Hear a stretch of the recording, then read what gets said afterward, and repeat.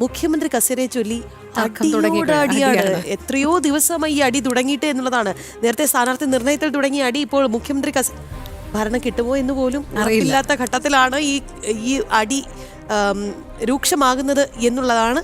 നമുക്ക് MS വീണ നൽകും വാർത്തയുടെ വിശദാംശങ്ങൾ. വീണ പറയൂ. Good morning Rakhi and Rohini. നമുക്കറിയാം ഈ ഒരു തിരഞ്ഞെടുപ്പ് പ്രചാരണത്തിന് ആവേശം ഏറുകയാണ്. ഇനി 11 ദിവസം മാത്രമേ ഉള്ളൂ കേരളം ഇനിയുള്ള 5 വർഷം ആര് ഭരിക്കണമെന്ന് ജനവിധി എഴുതാനായിട്ട്. പക്ഷേ മുന്നണികൾ തമ്മിലുള്ള ഒരു പോരാണ് പ്രധാനമായും നടക്കുന്നത്. മാറി മാറി ഭരിക്കുന്ന ഇടതു വലത് മുന്നണികൾ പലതരത്തിലുള്ള രാഷ്ട്രീയ ആരോപണങ്ങൾ അങ്ങോട്ടും ഇങ്ങോട്ടും വയ്ക്കുന്നു. ഒപ്പം തന്നെ കൊഴിഞ്ഞുപോക്ക്, അത്തരത്തിലുള്ള കാര്യങ്ങളാണ് ഇടതു വലത് മുന്നണിയെ വലട്ടുന്നതെങ്കിൽ ഭാരതീയ ജനതാ പാർട്ടിയെ സംബന്ധിച്ചിടത്തോളം ജനങ്ങളിൽ നിന്ന് വലിയൊരു സ്വീകാര്യതയാണ് ലഭിക്കുന്നത്. സ്ഥാനാർത്ഥികളെ എല്ലാം തന്നെ ഇരു കൈയും നീട്ടി സ്വീകരിക്കുന്ന കാഴ്ച തന്നെയാണ് നമുക്ക് കാണാൻ സാധിക്കുന്നത്. കാരണം തദ്ദേശ തിരഞ്ഞെടുപ്പിൽ BJPക്കുണ്ടായ വിജയം, ആ വിജയത്തിൽ മിക്ക വാർഡുകളിലും നടത്തിക്കൊണ്ടിരിക്കുന്ന വികസന പ്രവർത്തനങ്ങൾ, തിരുവനന്തപുരത്തടക്കം നടപ്പാക്കുന്ന ജനകീയ വിഷയങ്ങൾ, അതുപോലെ വർഷങ്ങളായി ജനങ്ങൾ അനുഭവിക്കുന്ന കുടിവെള്ള പ്രശ്നം, അതുപോലെ തന്നെ തെരുവുനായ പ്രശ്നമൊക്കെ ഇതിലൊക്കെ കൃത്യമായിട്ടൊരു ഇടപെടൽ നടത്താൻ തിരുവനന്തപുരം നഗരസഭയ്ക്ക് സാധിക്കുന്ന ഒരു സാഹചര്യമുണ്ട്. അപ്പോൾ ജനങ്ങൾക്ക് ബോധ്യപ്പെട്ടു നാട്ടിൽ വികസനം വരണമെങ്കിൽ, ജനങ്ങളുടെ ജീവിതത്തിന് ഉന്നമനം വരണമെങ്കിൽ അത് ഭാരതീയ ജനതാ പാർട്ടിയെ കൊണ്ട് സാധിക്കുമെന്നുള്ളത് അത് തിരിച്ചറിഞ്ഞ് മനസ്സിലാക്കി അവർക്കൊപ്പം പ്രവർത്തിക്കുന്ന ഒരു സാഹചര്യത്തിലാണ് മാറ്റത്തിന്റെ പാതയിലേക്ക് മാറാമെന്നുള്ളൊരു ചിന്ത ജനങ്ങളുടെ ഭാഗത്തുനിന്നുണ്ടാകുന്നത്. സംസ്ഥാനത്തെ സ്ഥാനാർത്ഥികൾക്കെല്ലാം, അതായത് ഭാരതീയ ജനതാ പാർട്ടിയുടെ സ്ഥാനാർത്ഥികൾക്കെല്ലാം വലിയ സ്വീകാര്യതയാണ് ലഭിക്കുന്നത്. തിരുവനന്തപുരത്തെ A ക്ലാസ് മണ്ഡലങ്ങളിലൊക്കെ സ്റ്റാർ കാൻഡിഡേറ്റ്സ് ആണ് മത്സരിക്കുന്നത്. അവർക്കൊക്കെ വലിയ തരത്തിലുള്ള സ്വീകാര്യതയാണ് ലഭിക്കുന്നത്. സംസ്ഥാന അധ്യക്ഷൻ കൂടിയായ രാജീവ് ചന്ദ്രശേഖർ നേമത്ത് മത്സരിക്കുമ്പോൾ വലിയ പ്രതീക്ഷയാണ് ജനങ്ങൾക്കിടയിൽ ഉണ്ടാകുന്നത്.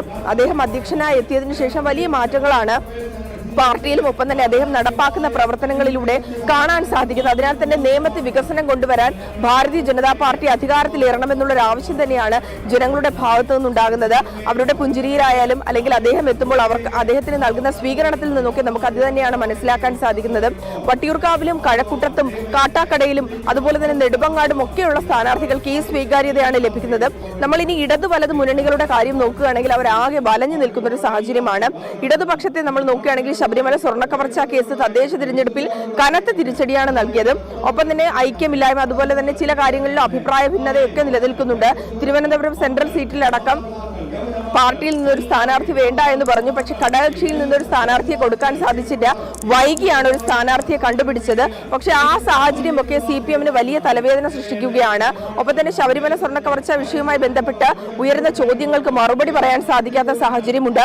തിരഞ്ഞെടുപ്പ് ലക്ഷ്യം വെച്ചുകൊണ്ട് ഉദ്ഘാടന മാമാങ്കം നടത്തിയ ഒരു കാഴ്ച കഴിഞ്ഞ കുറേ ദിവസങ്ങൾക്കൊക്കെ നമ്മൾ കണ്ടതാണ്. അതിലടക്കം പൊതുജനങ്ങളിൽ നിന്ന് ചോദ്യം വരുന്നുണ്ട്. മന്ത്രിമാരായിട്ടുള്ളവർ അല്ലെങ്കിൽ MLA ആയിട്ടുള്ളവർ തന്നെയാണ് സ്ഥാനാർത്ഥിയായിട്ട് എത്തിയിരിക്കുന്നത്. ജനസമ്പർക്കവുമായൊക്കെ സ്ഥാനാർത്ഥികൾ വീടുകളിലേക്ക് എത്തുമ്പോൾ, ഈ ഇടത് വലത് മുന്നണി സ്ഥാനാർത്ഥികൾ എത്തുമ്പോൾ അവരോട് നേരിട്ട് ചോദ്യങ്ങൾ ചോദിക്കുകയാണ് ജനങ്ങൾ. ആ രീതിയിലേക്ക് കാര്യങ്ങൾ മാറിയിരിക്കുന്നു. അവരുടെ ശക്തമായ ചോദ്യശരങ്ങൾക്ക് മുന്നിൽ പലരും ഇറങ്ങി ഓടേണ്ട അവസ്ഥയിലാണ് എന്നൊക്കെ നമ്മൾ വാർത്തകളിൽ കണ്ടതാണ്. NDA വ്യത്യസ്തമാകുന്നത് തുടക്കം മുതൽ നമുക്കറിയാം. പ്രചാരണ രംഗത്ത് ഒരു പടി മുന്നിൽ BJP NDA സ്ഥാനാർത്ഥികൾ എത്തിക്കഴിഞ്ഞു. വികസിത കേരളം എന്നുള്ള ഒരു ലക്ഷ്യവുമായിട്ടാണ് സ്ഥാനാർത്ഥികൾ എല്ലാ ജനങ്ങളെയും സമീപിക്കുന്നത് എന്നുള്ളത് തന്നെയാണ്.